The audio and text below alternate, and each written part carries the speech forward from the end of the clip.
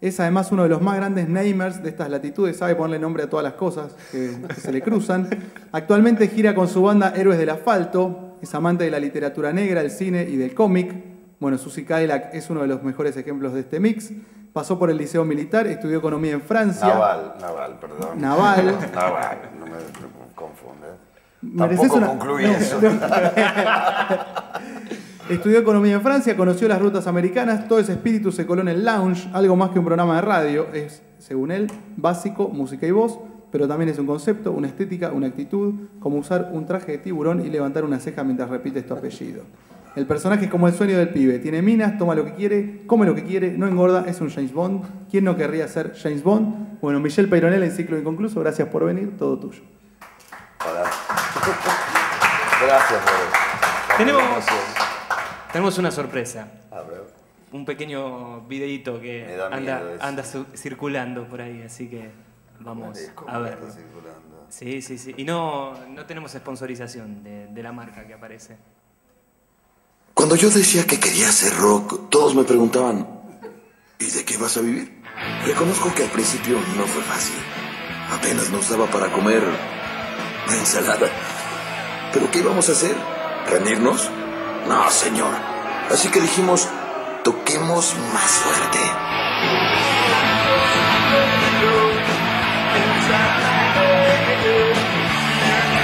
Con el rock recorrimos ciudades.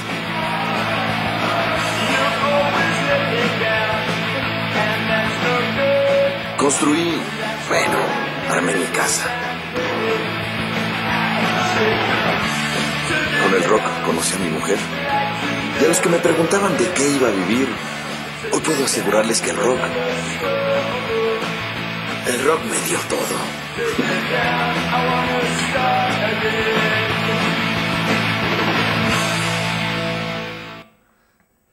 No sé si es verdad eso. Yo sé que la música, por lo menos, guitarra me dio hasta ahora. Pero bueno, qué sé yo. Yo estuve haciendo la lista de las cosas inconclusas y me llegué a la conclusión que prácticamente todo. Y que a lo mejor no quiero terminar nada, porque me parece que lo más divertido en cualquier proyecto es el camino, no llegar. Si llegas, bueno, significa que terminó. Pero bueno, voy a tratar de dividir separar cosas que por lo menos en apariencia son inconclusas, pero que después derivaron en otras cosas que uno mira atrás y dice, es por eso que ocurrió esto, ¿no? ¿Para qué haga esto? En fin, ese tipo de excusas que se pone uno. Pero bueno, un proyecto inconcluso bastante interesante me ocurrió con Tarzan.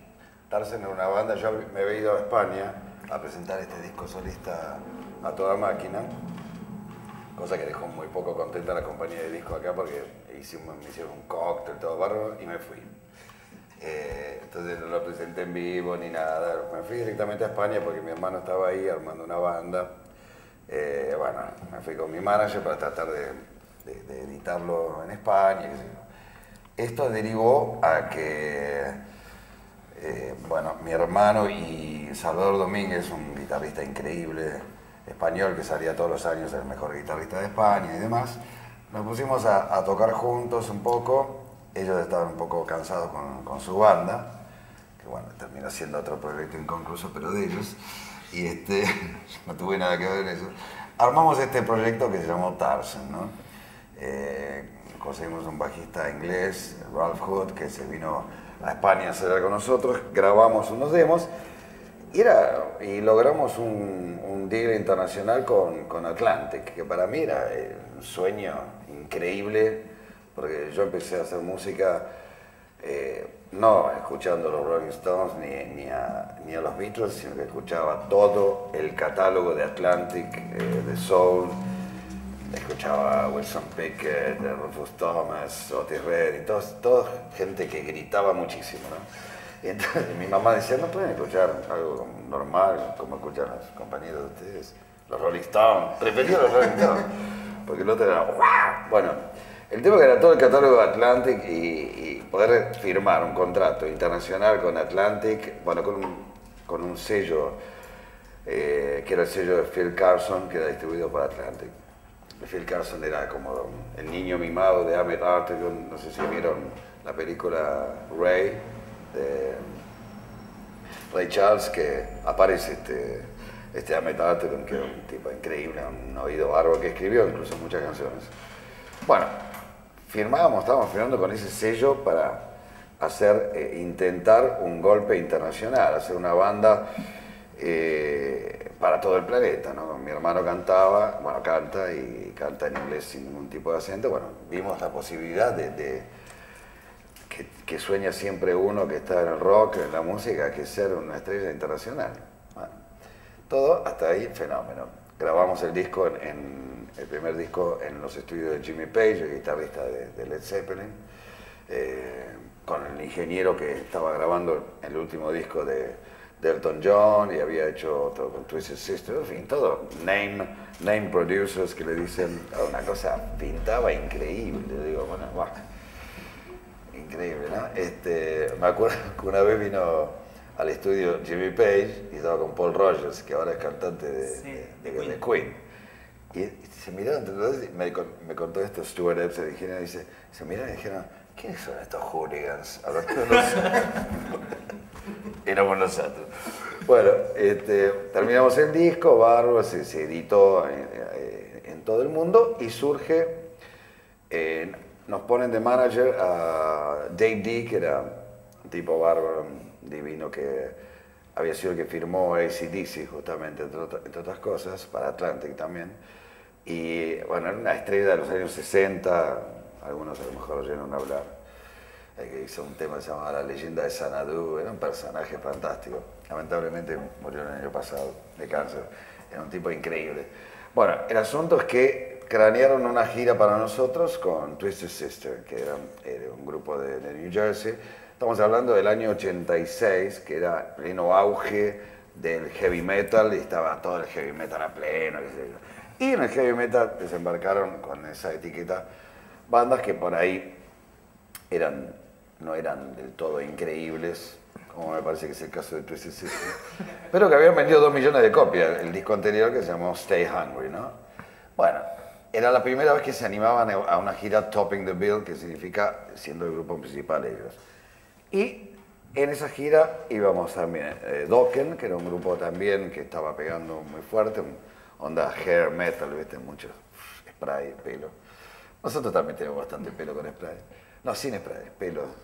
No tenemos guita para spray. Bueno, el asunto que era muy gracioso. Entonces el bill era estas 3 bandas. Todo estadios de la NBA, todo fantástico, promedio 40.000 personas, todo, increíble. Hay que pensar que ensayamos en Londres durante todo un tiempo, que ahí conseguimos sponsoreos de marca, todo bárbaro. Para una banda inglesa ir de gira a Estados Unidos es una cosa muy, muy, muy difícil y muy wow, ¿no? Pero wow, de verdad.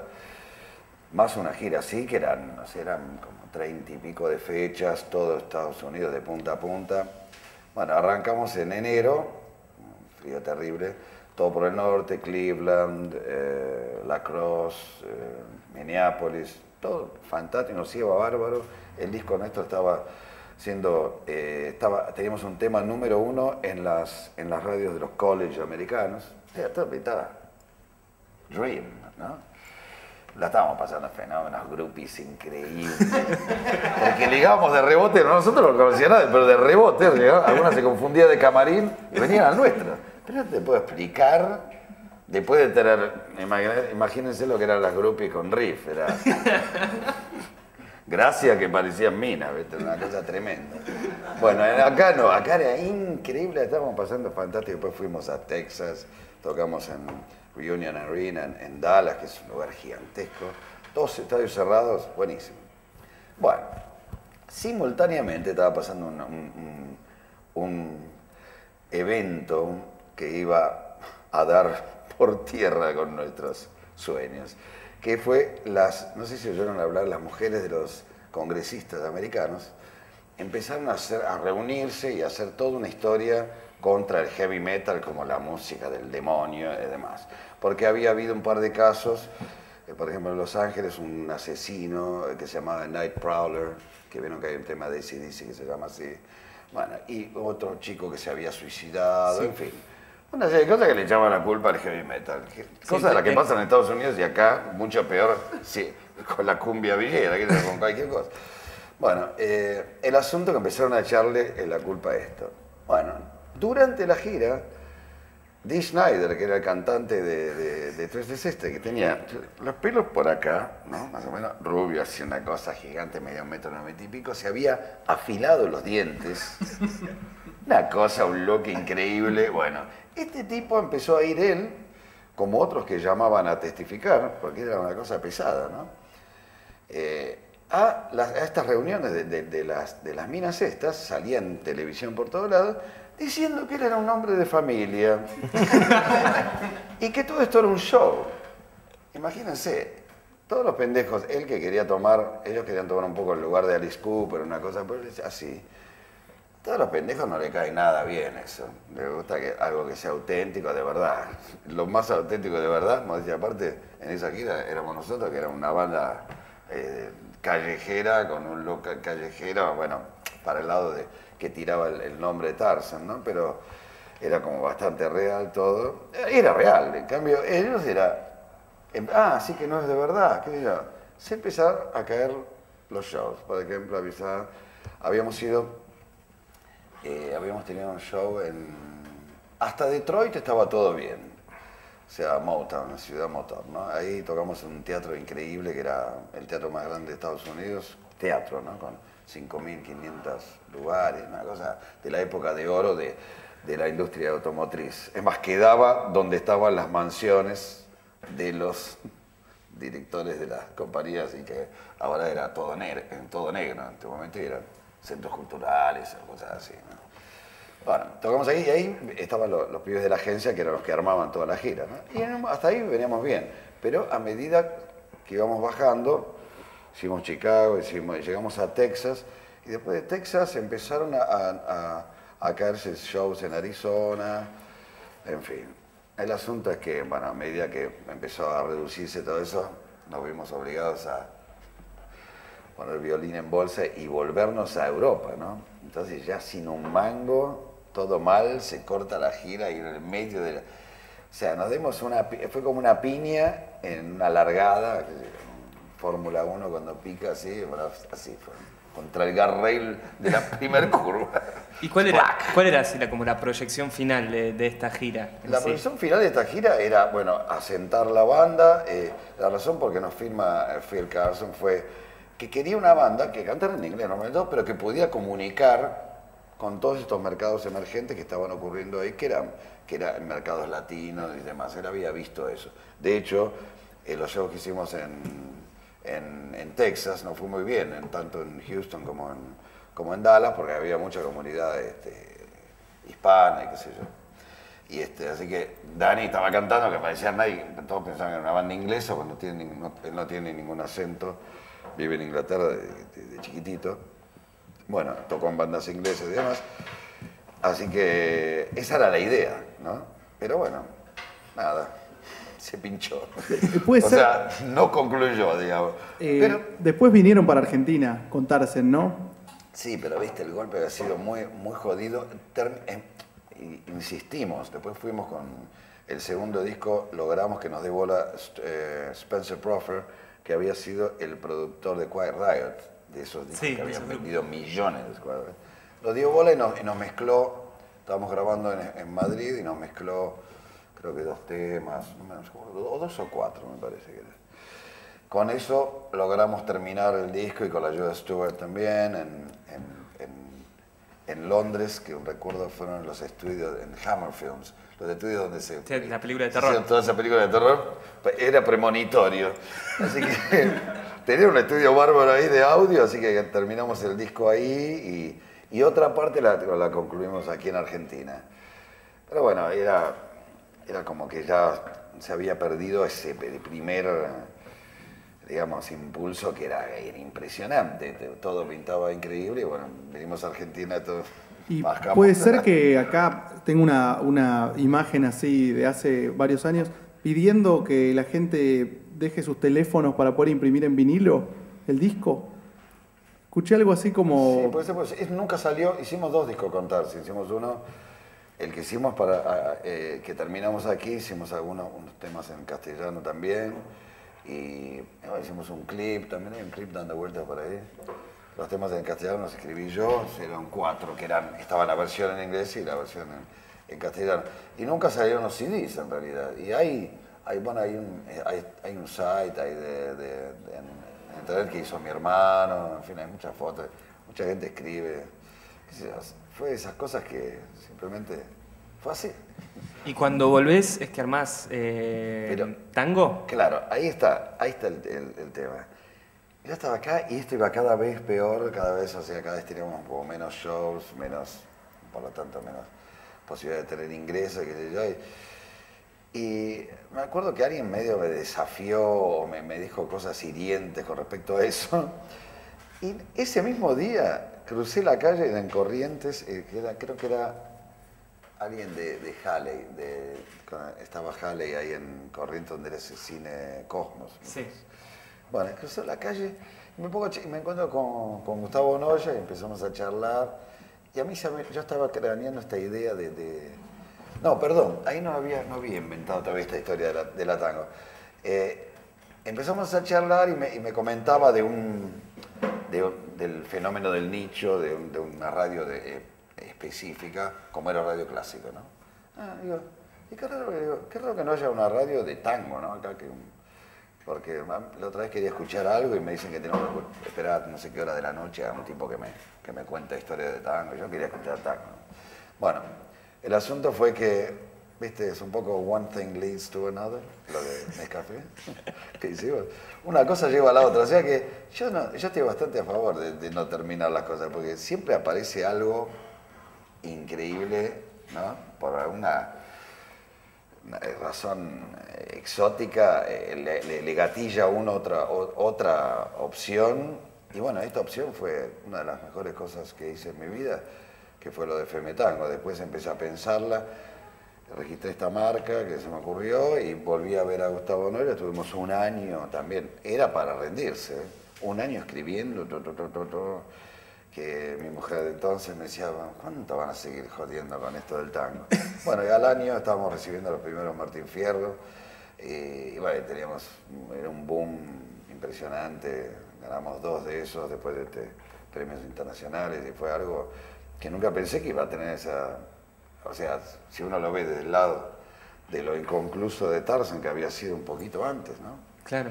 Que haya pasado esto, que fue a nivel emoción, fue una emoción re fuerte. ¿Vos hasta ese momento no habías concebido de alguna forma trabajar en medios de comunicación? No, lo único que conocía de la radio era del otro lado, porque íbamos cuando estábamos de gira o con Tarzan o con Riff, siempre se rajaban todos cuando venía el momento de hay que ir a hacer la radio local en cada lugar, y yo iba, me divertía. Entonces, qué sé yo, tenía la experiencia del otro lado, de que me preguntaban cosas y yo miraba un poquito así, pero la verdad que lo de la carrera de la radio me salté un montón de escalafones.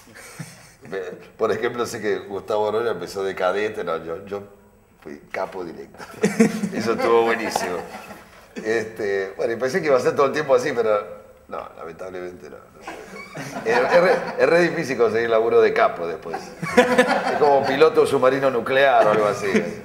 Pocas opciones laborales. Encontré una frase tuya que dice: me gustan las ideas locas con aplicación pragmática. Mi locura es ordenada, prolija. Bueno, eso es la radio, me parece. Yo así como veo la radio. Una idea loca, pero la aplicación... sí, soy muy pragmático y rompebolas. Ahora también con mi nueva banda también soy re denso con eso, porque hay que tratar de buscar la excelencia. Es decir, tenés la locura, que la locura se luzca bien, linda, con marquita, puestita, con luces, todo.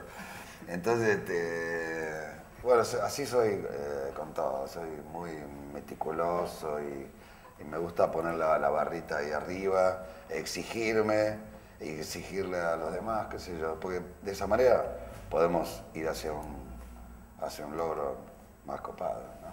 Claro. Si les parece, presento a Ricardo, habla Ricardo y después hacemos preguntas y conversamos en general. Juanma, ya llegaste a jefe, ya estás muy arriba, ahora... No duró tanto. Ricardo Rajendorfer, patán para amigos y desconocidos, es uno de los periodistas de policiales más renombrados del país y acaso quien más a gusto se mueve en ese terreno de pantanoso de historias cruentas narrándolas en primera persona. Inició su carrera periodística en el 78 como redactor del semanario español Interview.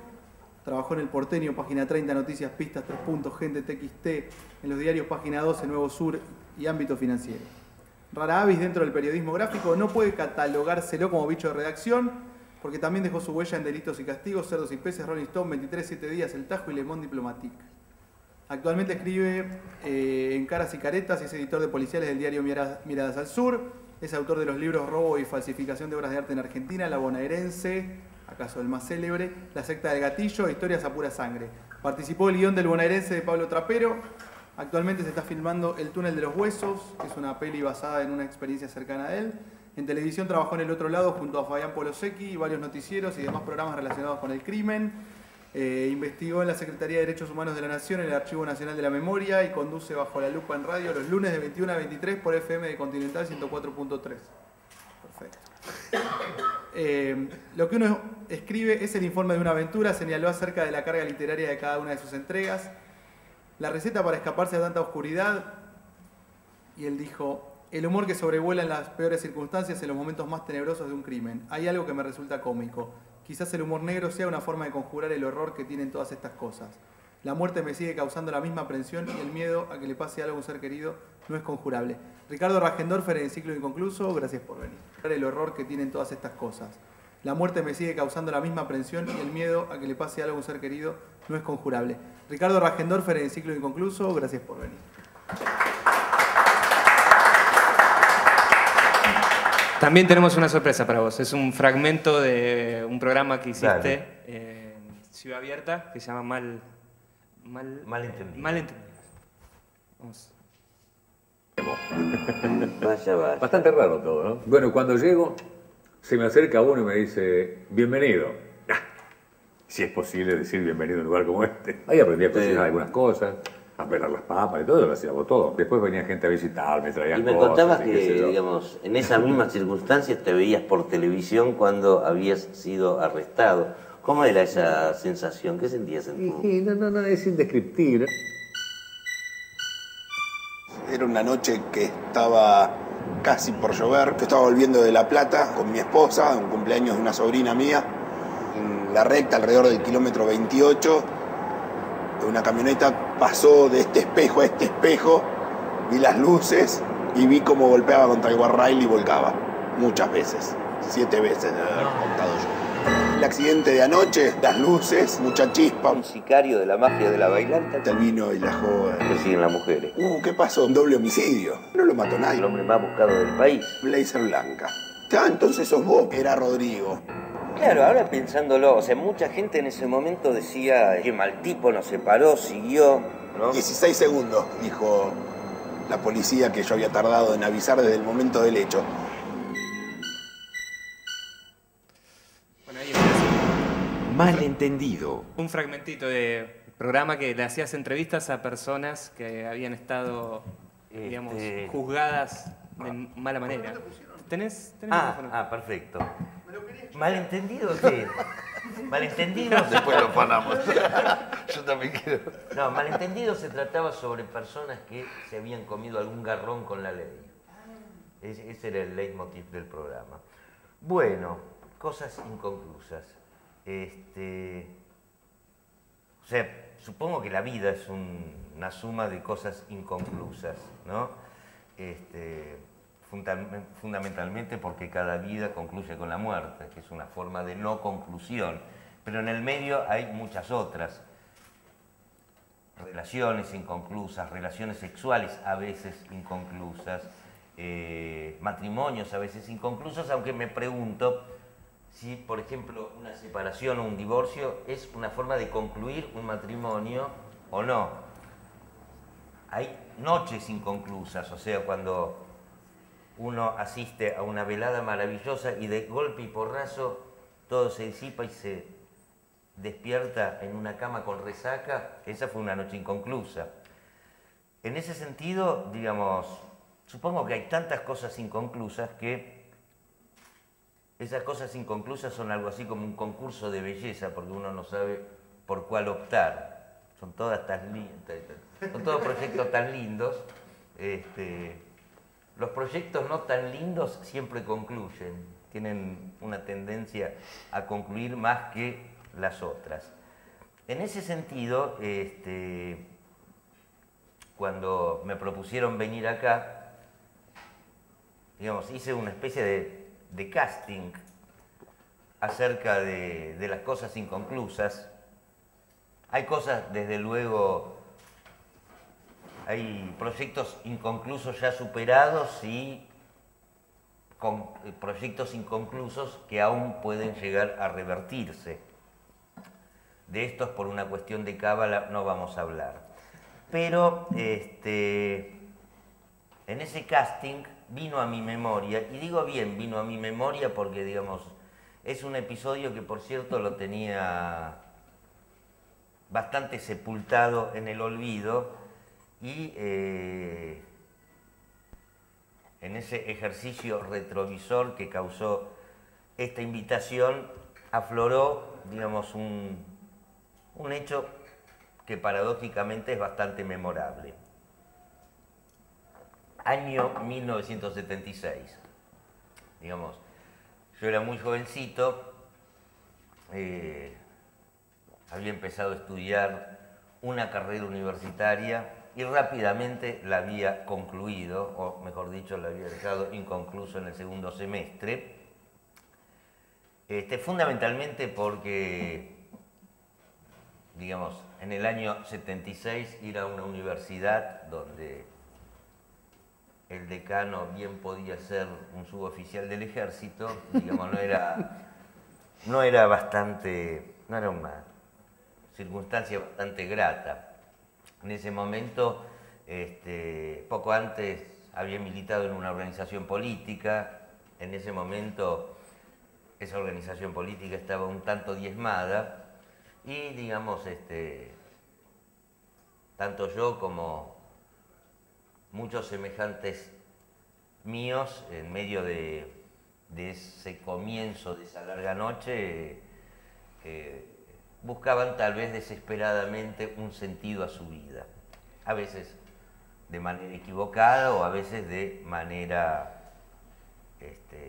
certera o acertada. Y ese es un poco el kit de la cuestión. Entonces a mí se me ocurre con un amigo que había sido un compañero de colegio y también un compañero de militancia, detectamos que en el 6º piso de la galería donde abajo estaba el Cinearte había una suerte de banco clandestino, o sea, una mesa de dinero, y decidimos asaltarla. Y planificamos ese golpe con meticulosidad, ¿no? Y era impresionante porque, digamos, es tal vez lo más placentero de esta historia. Hace poco hablábamos en el programa de radio que hacemos con acá uno de los integrantes de la producción, que, digamos, este tipo de planes es una lucha denodada contra el azar. Y finalmente, si el azar se impone, es de algún modo un triunfo de la estupidez sobre el plan. Pero ¿qué pasó? Vamos a ir por partes. Habíamos hecho la inteligencia previa durante 2 o 3 semanas. Chequeamos todos los movimientos, los horarios, quiénes iban, quiénes no iban, la seguridad que tenían, etcétera, etcétera, etcétera. Habíamos conseguido armas largas y armas cortas. Éramos 2, más de 2 armas no podíamos usar, pero teníamos más, por las dudas.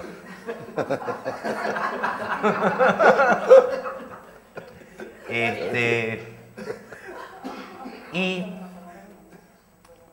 habíamos conseguido un vehículo con 4 puertas. Las 4 puertas son muy importantes en estos menesteres. que si mal no recuerdo era un Falcon, y habíamos conseguido, digamos, una persona que nos esperaría y lo pondría en movimiento una vez que nosotros saliéramos de ese lugar. Entonces, digamos, el día del hecho subimos el primer piso, en el segundo amartillamos las armas, en el tercero nos miramos y en el cuarto giramos sobre nuestros talones y nos fuimos a la mierda.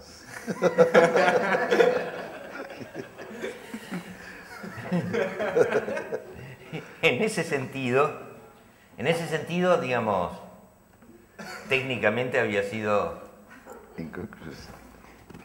un hecho inconcluso, ¿no? Los hechos inconclusos en el críptico lenguaje judicial se llaman en grado de tentativa. En grado de tentativa. Entonces, en grado de tentativa, nuestro grado de tentativa, fue bastante significativo. O sea, semana después yo me voy a vivir a México.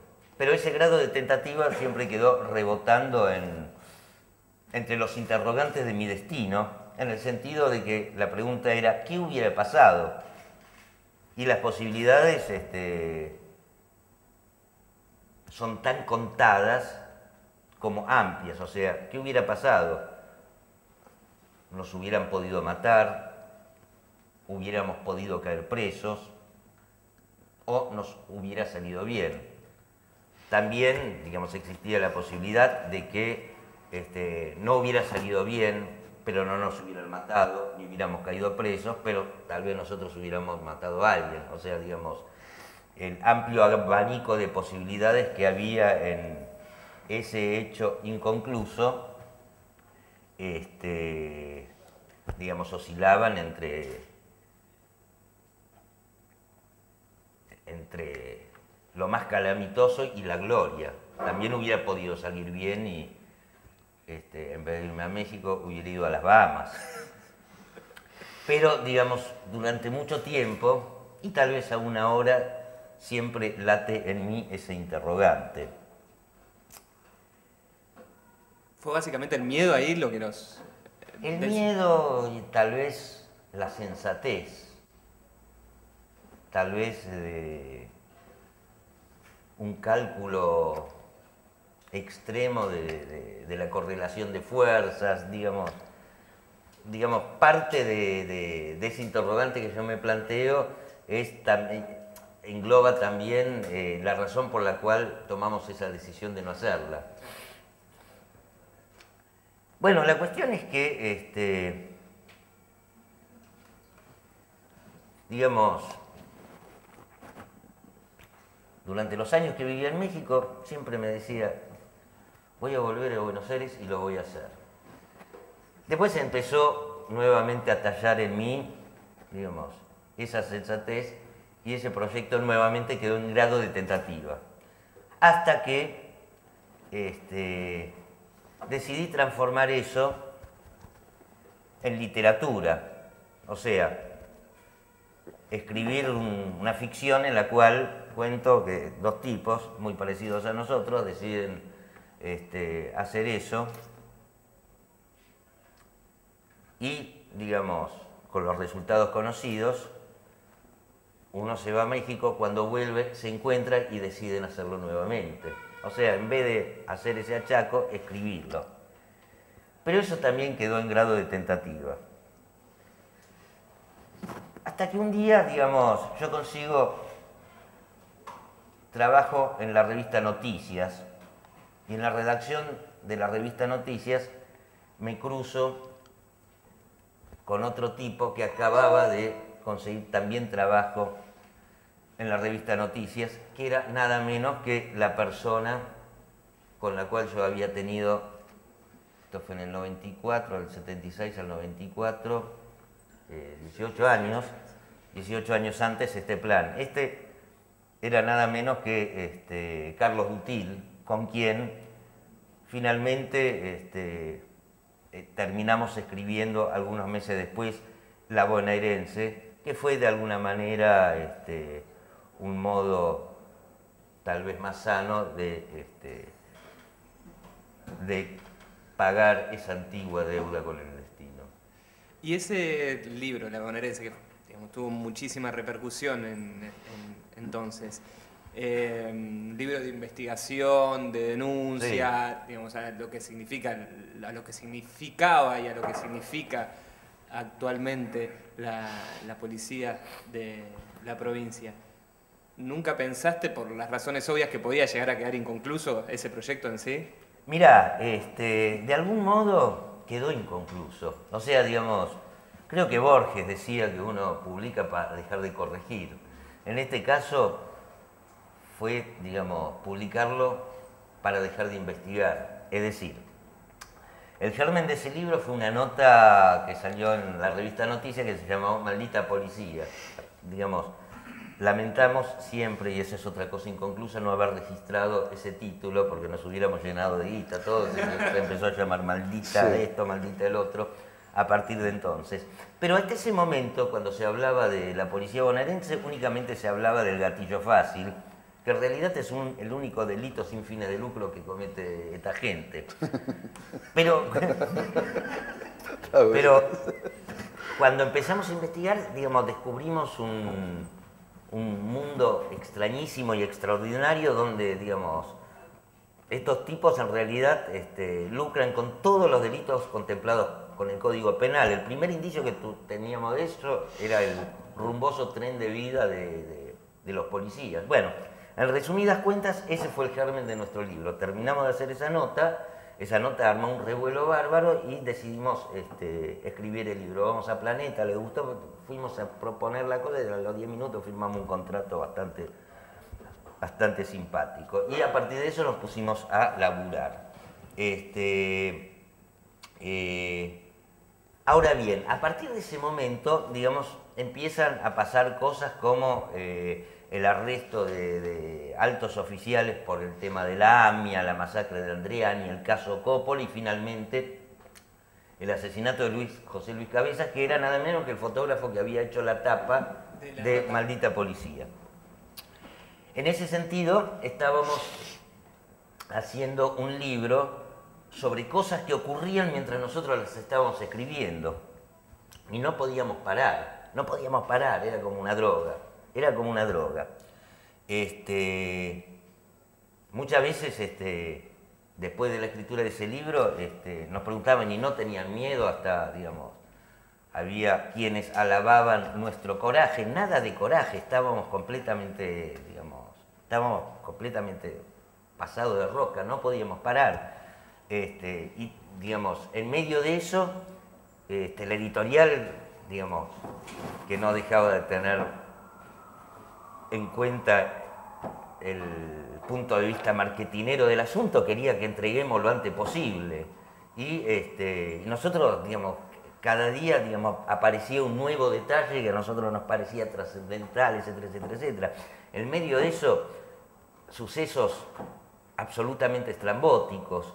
Por ejemplo, yo estaba escribiendo una nota, digamos, en ese momento, prácticamente para la escritura de ese libro, yo estaba separado de mi anterior matrimonio y fue meses antes de comenzar a convivir con mi pareja actual, y estábamos, digamos, prácticamente con Dutil éramos como un matrimonio mal avenido, que teníamos para laburar una sola computadora, entonces nos turnábamos, y a mí me tocó una vez de noche escribir.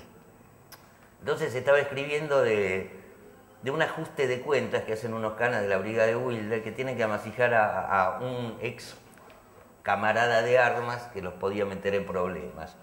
Entonces fue un ajuste de cuentas inconclusos, porque, hablando de cosas inconclusas, porque era en un barrio donde todas las casitas eran muy iguales, ¿no? Entonces los tipos hacen eso y resulta que se equivocan, amasijaron al vecino. Suelen pasar esas cosas, ¿no?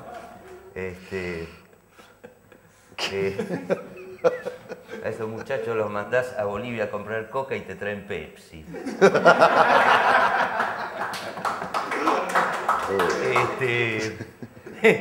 Bueno, Y digamos, en medio de eso, eran las 4 de la mañana, siento en un tercer piso que se abre violentamente la puerta, el portón de entrada del edificio.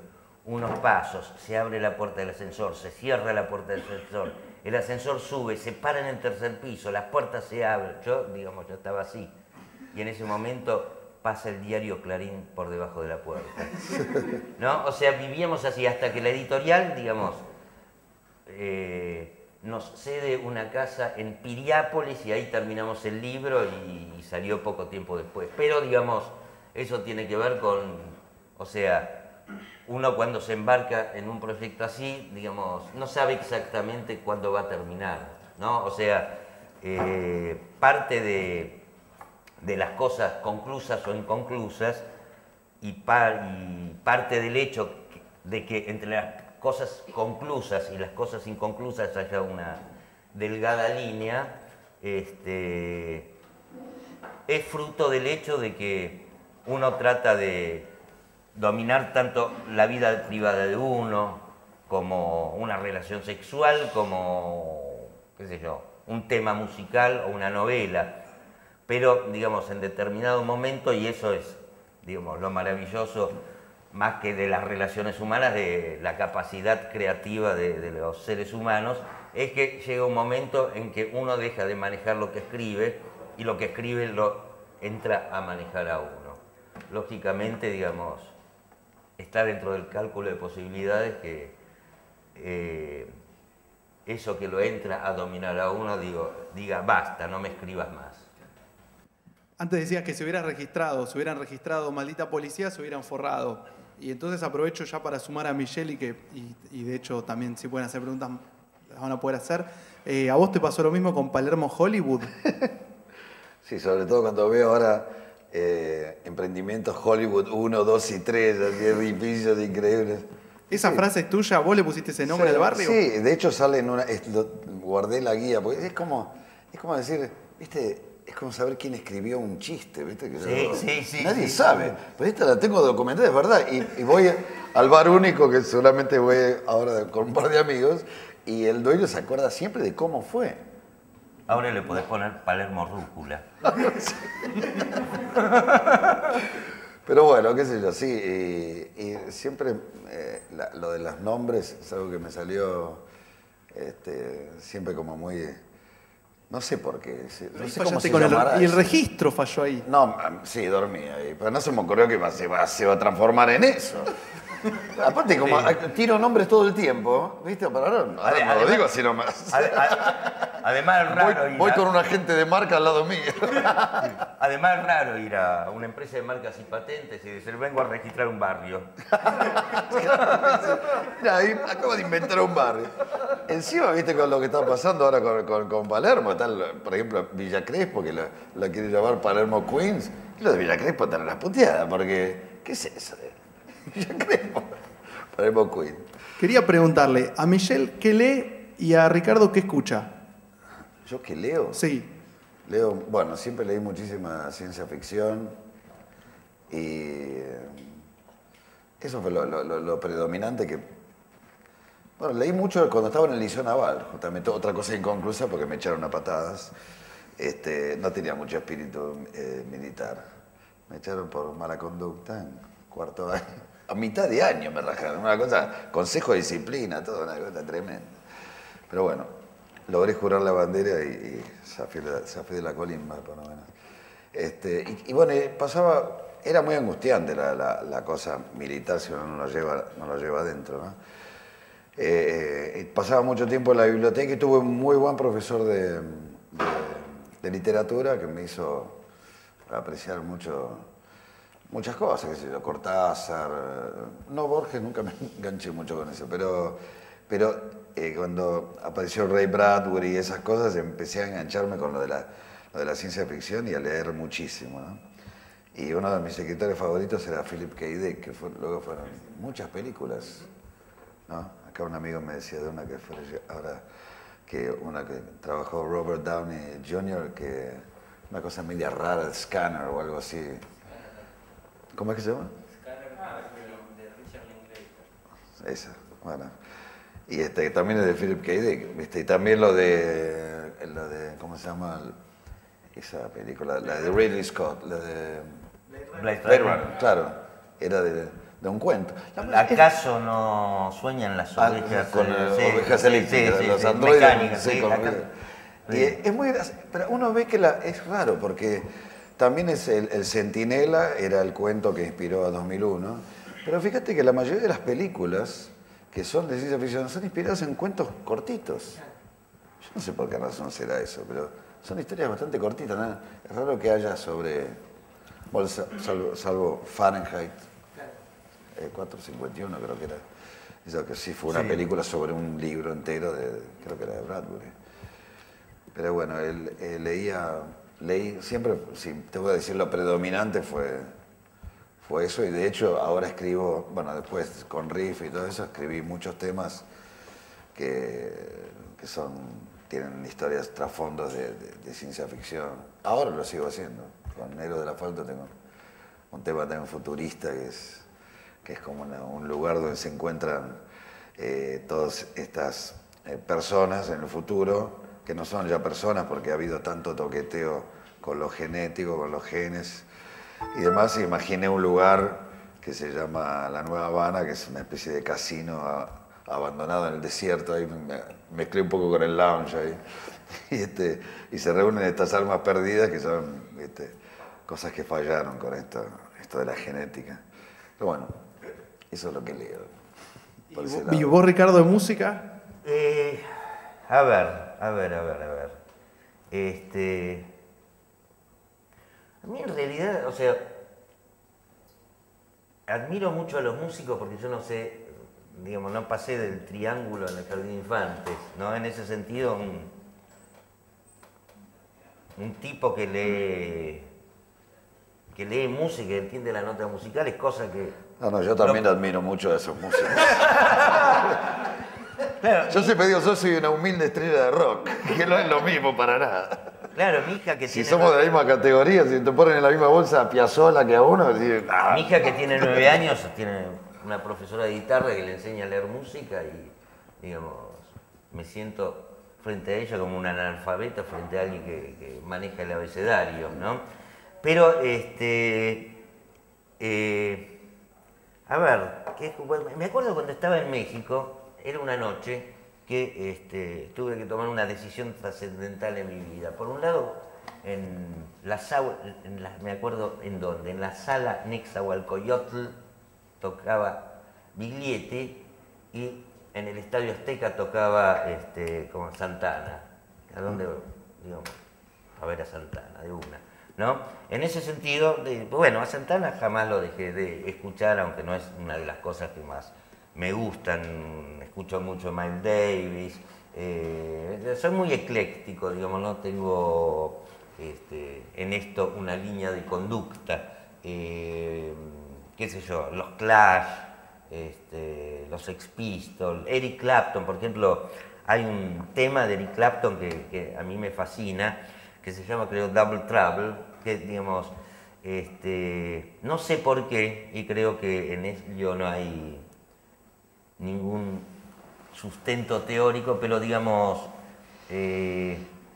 comparo mucho, digamos, como el tipo, digamos, ahí toca la guitarra con la musicalidad que debe tener un texto, ¿no? Digamos, pero, digamos, soy absolutamente ecléctico. En una época, digamos, ¿cómo se llama? Yo había seguido, en la época de la muerte de Rodrigo, que yo cubrí todo el tema policial de la muerte de Rodrigo, que, digamos, la policialidad estaba acotado a un mito. El tipo murió en un accidente común y corriente, el resto, digamos, fue una especulación periodística marketinera, ¿no? Al respecto me voy a permitir una pequeña digresión. Digamos, en un momento dado me ven ahí con Pesquera. Y, digamos, se hablaba de Pesquera que estaba en la mafia de la bailanta, que esto, que el otro, ¿no? Pero incluso, digamos, todos los medios trataban de encontrar algún vínculo entre Pesquera y la mafia de la Bailanta.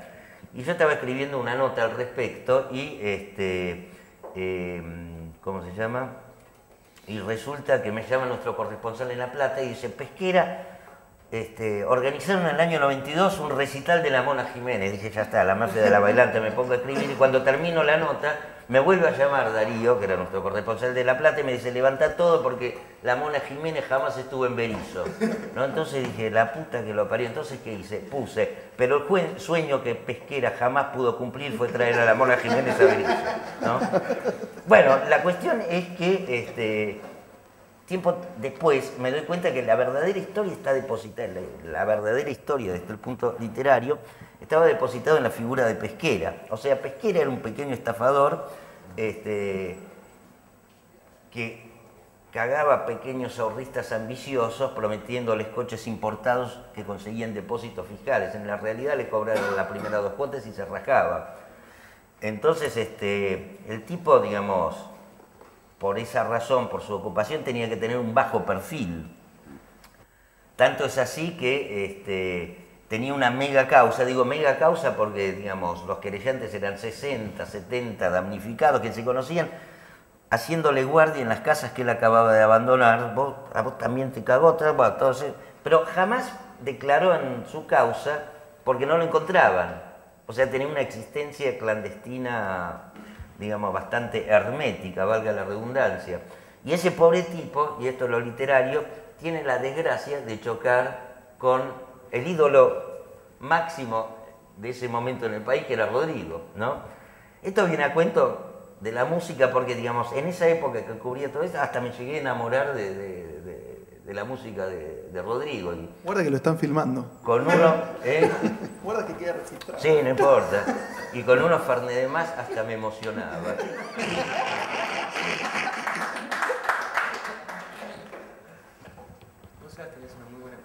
Sí, me preguntaba, en el caso de Michel, Riff aparece como una referencia para un montón de gente. Entre las millones de cosas que hiciste, las que estás charlando y las que comentamos antes, bueno, Riff toca un nervio de más de una generación y es como una presencia muy importante. Y en el caso de Ricardo, quizá más de culto, está el programa del otro lado, que por lo menos quienes entramos a la carrera de comunicación, periodismo, era una referencia como fundamental. Y en el caso de Riff y del otro lado, falta una persona muy importante para ambos proyectos. Ustedes, hasta la imposibilidad, en tu caso de Papo o en tu caso de contar con Fabián, ¿tuvieron mientras ellos estaban el proyecto, la idea de retomar en algún punto, en tu caso Riff y en tu caso el programa de tele? En mi caso sí, porque estábamos tocando cuando él murió. Hicimos Cosquín y él murió a los 20 días. De hecho, hay un video bastante gracioso de todo lo... Bueno, de la parte que... Eso no es gracioso, pero justamente cuando estábamos ensayando para ir a Cosquín Rock, un amigo nuestro filmó un video muy divertido, nosotros remando para cruzar el río y ¿cómo se llama? Ensayábamos el Radio Vitico. Pero no, eso... Riff era una cosa que volvía siempre. De alguna manera, como no tenía... o sea, lo de Papo, a mí siempre, hay veces que me dicen, pero vos eras el baterista de Papo. No, yo era el baterista de Riff, que era este concepto, que era una banda de rock pesado. La otra cara de Papo, que era lo de Papo Blues y todo eso, es una cosa en la que nunca participé. Pero justo estábamos a pleno con Riff cuando esto pasó. De hecho, ahí tenés, hablando de lo inconcluso, eso concluyó. O sea, siempre te tiran cosas como ha pasado con esto de Queen, que es una cosa medio bizarra, ¿no? De seguir adelante con algo, con otro cantante, después, ¿viste? Es como nosotros, hay gente que me tira de hacer cosas con el hijo de Papo, que con alguien con que nunca tocamos. Es una bizarreada así, para continuar algo que está concluso. ¿No? Hay tu tía. Podemos hacer un festival y cantar canciones de Riff y cosas así, pero no va a ser nunca Riff, porque se murió.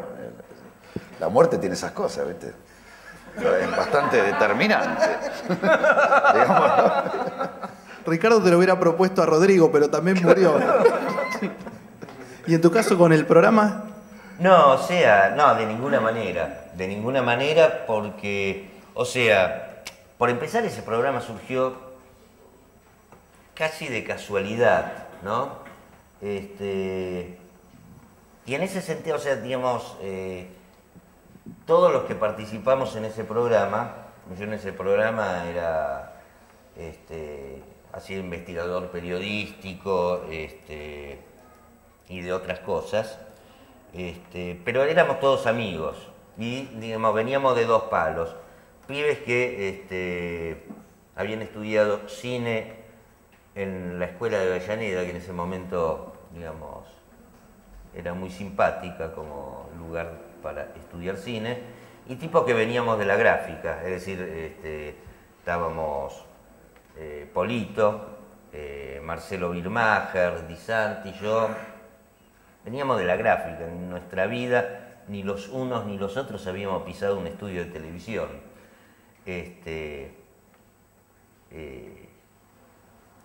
Me río porque al principio, digamos, trabajábamos en la casa de Polo, pero después en Canal 7 nos dan una oficina que tenemos que compartir con la producción de Claves para un Mundo Mejor, que era el programa de Monseñor Cuarrachino. Y era, digamos, una empanada, una mezcla de hostia y cocaína, digamos, impresionante, ¿no? Bueno, pero antes de eso, o sea, digamos, y tal vez la originalidad de ese programa estaba depositada en, digamos, en nuestro, digamos, el carácter negro que tenía la estética, el carácter de novela negra, digamos, se explica únicamente porque a Polito y a mí nos gustaba Chandler y Philip Marlowe, ¿no? Cosas así. En ese sentido, digamos, teníamos, fue como un juego y teníamos en nuestras manos un juguete que, digamos, se iba transformando a medida que nosotros lo íbamos usando. Y desde luego, digamos, fue absolutamente trascendental el aporte creativo, desde luego, de Polo,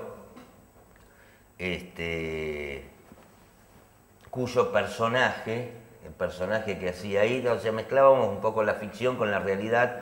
La ficción era que Polo era un periodista gráfico que no conseguía laburo en la gráfica ni en ningún diario y se pone a hacer guiones de historieta. Eso era, y entrábamos a entrevistar personajes reales que por otra parte no, hasta ese momento no tenían cabida en la televisión. En ese sentido, digamos, era impresionante la técnica de Polo para relacionarse con esos personajes que entrevistaba, y los entrevistaba un poco desde el silencio, ¿no? O sea, digamos, si nosotros nos ponemos a leer los reportajes de Fontevecchia que salen en el diario Perfil, veremos que sus preguntas tienen más cantidad de caracteres que las respuestas de sus entrevistados, ¿no? Acá, digamos, era al revés, preguntaba desde el silencio, y manejaba eso con de una manera magistral e incomparable. En ese sentido, todo el mundo decía que, digamos, tenía cierta influencia en un tal Jesús Quintero, que por ese entonces, en un gallego, que por ese entonces, el Perro Verde. No, tenía una influencia, nos encantaba Roberto Galán.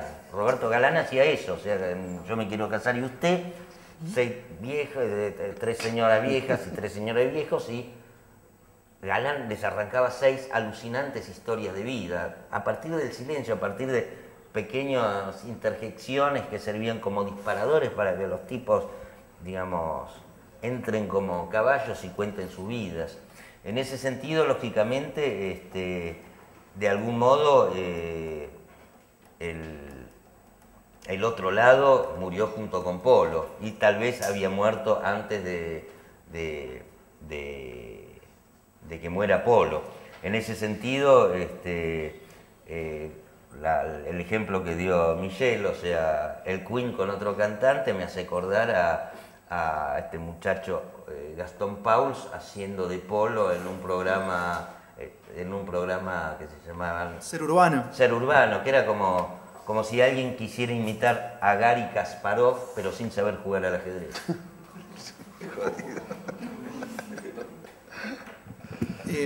¿Alguien quiere hacer preguntas? Ese momento. Vos, Michelle, dijiste que tu mayor acercamiento a la radio antes de la Tango o KSK había sido del otro lado a través de las entrevistas que te hacían y los demos. Y su relación es más periodística con la radio desde el punto de vista de la investigación y la difusión del mensaje. ¿Cuáles son las virtudes que ustedes le encuentran a la radio como medio para poder tener esas distintas facetas o distintas características que hacen que tanto un lado como el otro del mostrador puedan tener ese espacio para comunicar? Yo le veo a la radio lo interesante, bueno, a mí me atrae sobre todo por el lado de la música, ¿no? Pero lo bueno es que es algo que es difícil imaginar que vaya a terminar, ¿no? Porque como sigue siendo una de las pocas cosas que se pueden percibir y comunicar y escuchar y cosas sin dejar de hacer lo que estás haciendo, eso pocos medios, o sea, es difícil leer el diario mientras manejas porque te puede ir mal, y ese tipo de cosas, o mirar tele, que ahora hay gente que mira tele manejando. Es para cagarse, ¿no? Bueno, en cambio con la radio, por lo menos se puede hacer otras cosas, y claro, a mí me atrae desde la música, de cómo se pueden unir historias junto con la música, ¿no? Me interesa lo periodístico para escucharlo, o sea, obviamente que me informo muchísimo, pero la veo por ese lado más. Y una de las cosas que desarrollamos en aquellos tiempos, que en medio empezó tímidamente con la Tango, pero más con Nostalgie, fue de ver otra forma que es un poco para mí todavía inconcluso, la forma de articular el contenido artístico con las marcas, o sea, con los que realmente pueden bancar una radio, que son las marcas importantes, y sacar el tema de la tanda y demás para generar historias en que sean protagonistas. Esto lo estoy haciendo ahora, pero parece mentira, pero mucho de lo inconcluso pasa porque a veces uno tiene una idea y tarda mucho más tiempo en caerle la ficha a los demás que a un cierto grupo de gente que sí la percibe, ¿no? Pero hay gente que no la entiende y siguen pensando como en el siglo pasado, y los tiempos avanzan, ¿no? Y avanzan a otra velocidad. Pues hay gente que cree que estamos en el siglo XXI y no es así. Todavía no cayó la ficha de él. Es como, ¿te acordás como eso que escribiste vos de que habías conseguido de Coco Chanel cuando dice que asistió a una carrera de caballos y era en 1914, una cosa así, o 1912, y vio a la gente cómo estaba vestida y decía, y estaba viendo el certificado de defunción del siglo XIX, pero estaban en el siglo XX ya entradito bastante. Pues yo creo que el siglo XXI todavía no se perfiló.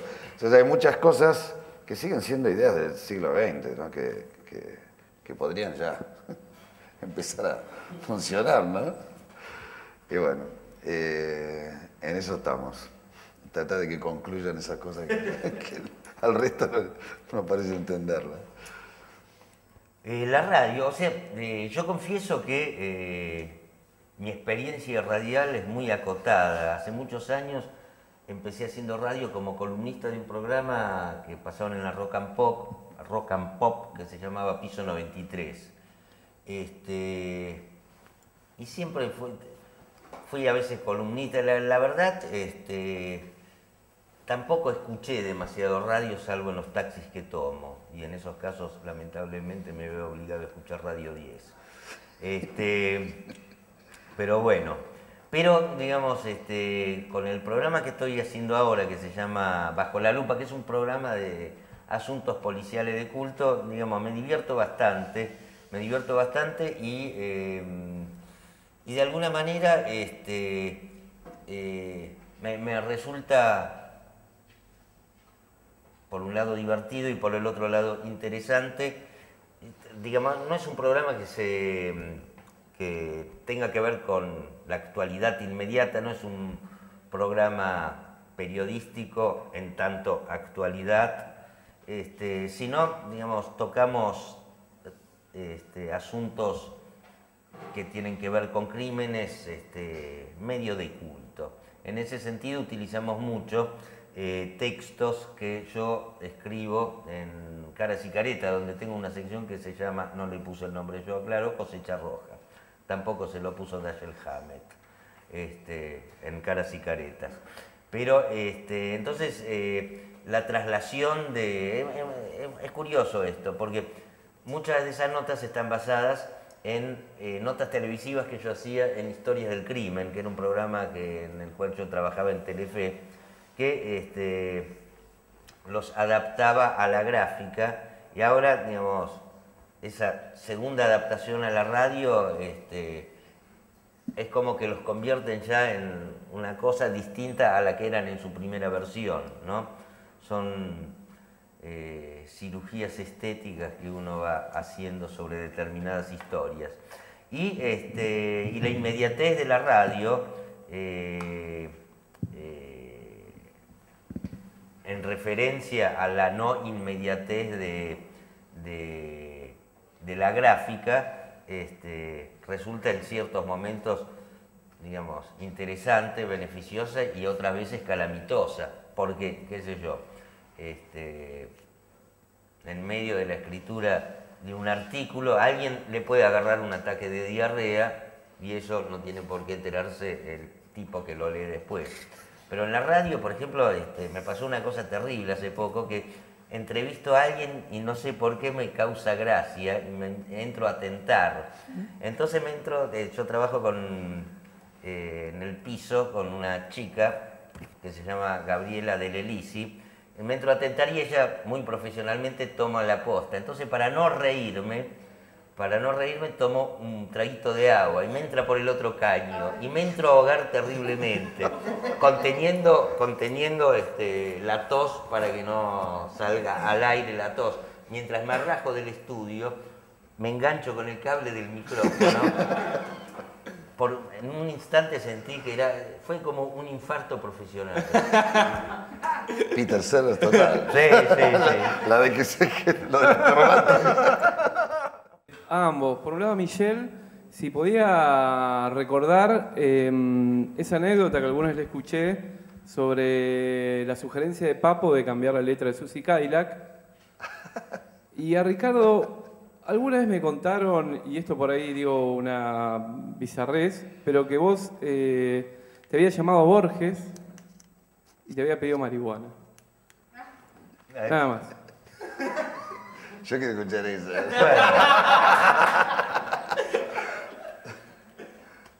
No es que me había llamado Borges.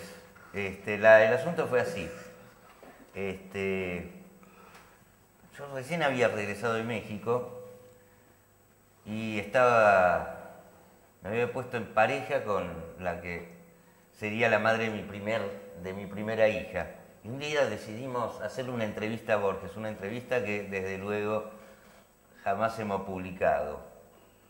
Pero, digamos, llamamos a la casa de Borges, buscamos el número en la guía, estaba en la guía, llamamos y nos atiende su famosa empleada doméstica Fanny y dice, vengan. Borges recibía. Entonces, ¿cómo se llama? Me acuerdo que delante de nosotros había un periodista que era un tarado, que por ejemplo le preguntaba, me acabo de acordar, le preguntaba sobre qué opinaba sobre el sistema numérico de los diaguitas. Y Borges le dijo, mire, el sistema numérico de los diaguitas era 1, 2, 3, muchos. Bueno, y después nos recibe a nosotros. Y por alguna extraña circunstancia, digamos, le caemos en gracia.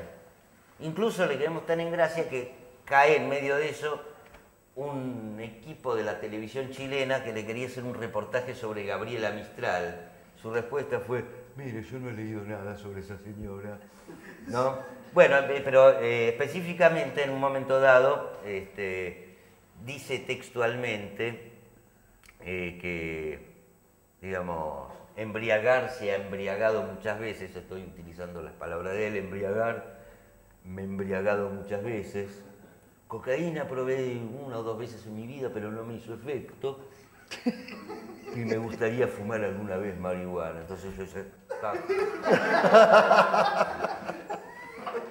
Y bueno, y fumó unas pitadas.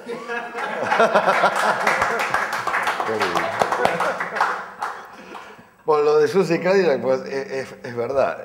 Yo había escrito la letra esa y siempre tenía una imagen en mi cabeza que Susie Cadillac era algo muy parecido a Jane Mansfield y me había impresionado mucho que ella murió en un accidente automovilístico, creo que por lo menos esta es la versión que yo tengo, y muere decapitada, que era algo muy normal con los autos esos de antes. ¡Trac! Te pasa, por ejemplo, algo por arriba. Entonces, yo me imaginaba, entonces papá me decía, termina diciendo tan solo... Más que airbag tendrían que tener cuellos ortopédicos. Sí, claro. O de metal. O de metal. Pero vos sabés que él no le gustaba, decía, no, por eso tan solo quedan marcas de rouge en los cromados. Me decía, rouge, no, mejor sangre en los cromados.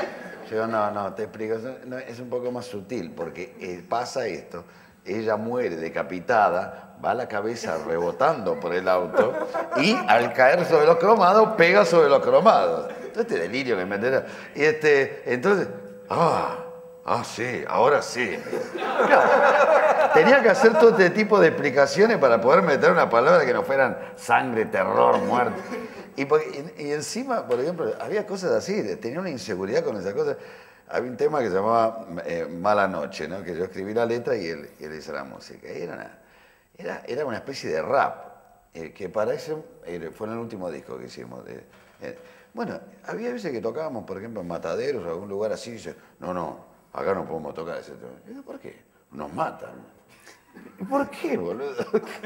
Le parecía que era muy largo. Después escuché ese tema y es pesadísimo, una cosa tremenda que va contando la historia de un pibe que pierde todo, va una mala noche, ¿no? Todo mal.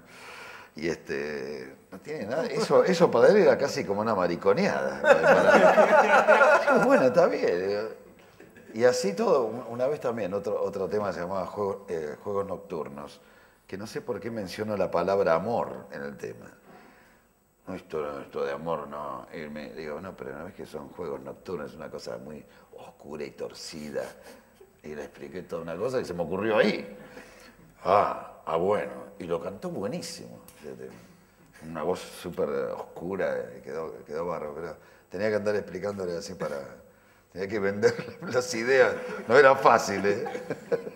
Bueno, Michelle, una cosa que me acordé en relación a Borges, una vez me contaste que tu familia o tu padre, cuando estaban en la embajada de no sé qué país, Borges pasó una noche ahí y se olvidó... Los calzoncillos. Es verdad.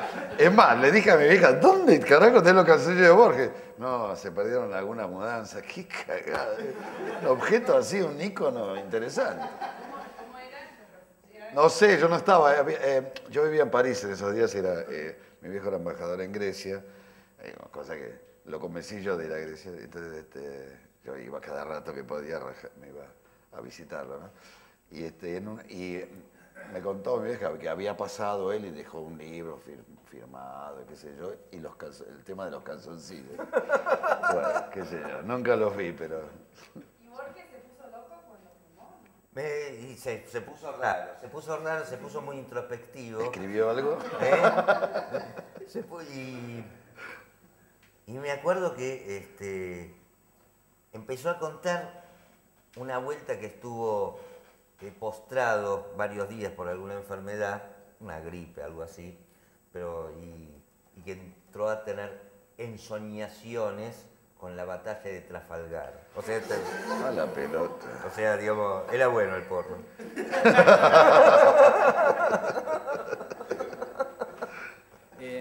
Buenas noches. A partir de lo que comentó Ricardo del reciclado de una nota que había sido inspirada por la tele y que después lo usaban en la radio, quería preguntarle a los dos qué opinan de eso, porque sé que Michelle por ahí ha retomado, o que otros músicos han retomado temas de discos anteriores y los han regrabado, reversionado. Entonces por ahí la palabra exacta sería reversión. ¿Qué opinan Yo reciclo a lo bestia, tampoco tengo tantas buenas ideas, algunas.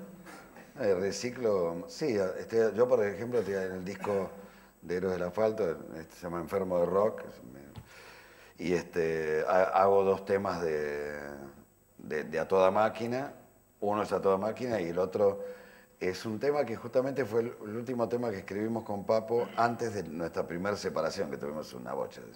Eso fue en el 83, después de desarmarnos unos quilombos bárbaros en Ferro y demás. Escribimos un tema que se llamaba Amante Desalmado, y que era una historia de un mundo subterráneo más que nada. Y bueno, lo reciclé, lo rearreglé al tema, partí el ritmo en 2 y ahora es un tema, se ve mejor la oscuridad que tenía el tema de ahora. Y bueno, lo canta el cantante nuestro, que canta bien, no como yo en ese disco. Así que bueno, para mí me encanta tocarlo. Y por ejemplo a mi hijo que toca conmigo, tiene 17 años, es uno de los temas que más le gusta tocar porque es más pesado y más, es como más denso, ¿no? Así que funciona bien a veces el reciclado. Estaba pensando, está esa cosa de que por ahí con el paso del tiempo podés registrarlo con mejor tecnología, o que por ahí le encontrás una vuelta que en su momento no le encontraste. No, exacto, lo puedo ver desde otro lado. Y la letra veo que el tiempo le hizo bien, más que... Hay cosas que por ahí uno, no sé, escribe y por ahí no envejecen tan bien, pero porque es otro mundo, qué sé yo. Pero estas en particular andan fenómenos en el siglo XXI. Se ve que tenía que ver con el futuro, y el futuro medio como que ya está acá. Así que. Y vos, bueno, ¿qué opinas vos del reciclado de...? No, o sea, por empezar, hagamos un pequeño análisis. Por lo general yo vi películas que son adaptaciones de libros. Jamás vemos libros que son adaptaciones de películas. Y generalmente las películas no le llegan ni a los talones al libro en el cual están basados, salvo que, como decía Hitchcock o hacía Buñuel, hay que adaptar, digamos, un libro muy malo para hacer una película buena, qué sé yo. Buñuel agarra una novela boluda de Benito Pérez Galdós y hace un estudio concluyente, qué sé yo, sobre la sexualidad, ¿no? En ese sentido, a mí me resultó interesante, digamos, no adaptar, sino... O sea, digamos, las historias que yo reciclo de historias del crimen, o sea, lo de Telefe a Caras y Caretas, no son adaptaciones, no son versiones gráficas de lo otro, sino algo así como el espacio propicio para contar el backstage de esas notas, de esas historias, cosas que por televisión no salen. Por empezar, en televisión no se investiga en el sentido investigativo de la palabra. En televisión se hace una puesta en escena de una investigación. O sea, cuando vos ves que el cronista va y saluda y va al encuentro del entrevistado y le dice mucho gusto y el otro le empieza a hablar, ya estuvieron juntos, ya se dieron la mano 10 minutos antes y se dijeron, mirá, yo ahora cuando prenda la cámara voy caminando hacia allá, te doy la mano, ¿entendés? Además, las necesidades discursivas son distintas en el sentido de que, digamos, en televisión basta con que un personaje difícil, basta con que el asesino de Kennedy te diga yo no quiero hablar, pero en gráfica el asesino de Kennedy te tiene que contar cómo asesinó a Kennedy, por un lado. Y, digamos, lo que yo hago ahí, qué sé yo, pongámosle, en Historia del Crimen entrevisto a la descuartizadora de Funes, de la localidad de Funes, que era una mina que había matado al marido y después junto con el amante lo descuartizó. Entonces la entrevisto a la mina, la entrevisto un mes después del homicidio. Y entonces en un momento dado me cuenta que el marido, que era un camionero, la fajaba. Y no solo la fajaba, sino que la tiraba sobre un Doberman que con justa razón le daba un par de tarascones, ¿no? Entonces yo me imaginaba esa escena, la gorda pobre cayendo arriba del Doberman, y, digamos, me tentaba. Y digamos, para reprimir, digamos, eso le digo, y al final, ¿qué pasó con el perro? No, murió en un accidente y lo enterramos en el jardín y agrega, pero enterito, y ahí ya no pude más. Entonces, la mina con el dedo en posición monitoria, la descuartizadora me dice, no es para reírse. Y bueno, entonces, digamos, cuento ese tipo de cosas. Tablado, el de las 113 puñaladas, me impresionaba, por ejemplo, que el tipo, digamos, en cámara, digamos, el tipo se mostraba arrepentido, apesadumbrado, dolido, incluso al punto de que le temblaba la nuez de Adán cuando recordaba a su amada, a la cual le había dado 113 puñaladas. Se cortaba la luz, terminaba el cassette de la cámara, el camarógrafo decía un segundito y ahí automáticamente se despojaba de ese apesadumbramiento y entraba a sugerir ángulos de cámara, etcétera, etcétera, etcétera, y después cuando se prendía la cámara de vuelta, nuevamente a su papel, o sea, un psicópata total. Entonces, digamos,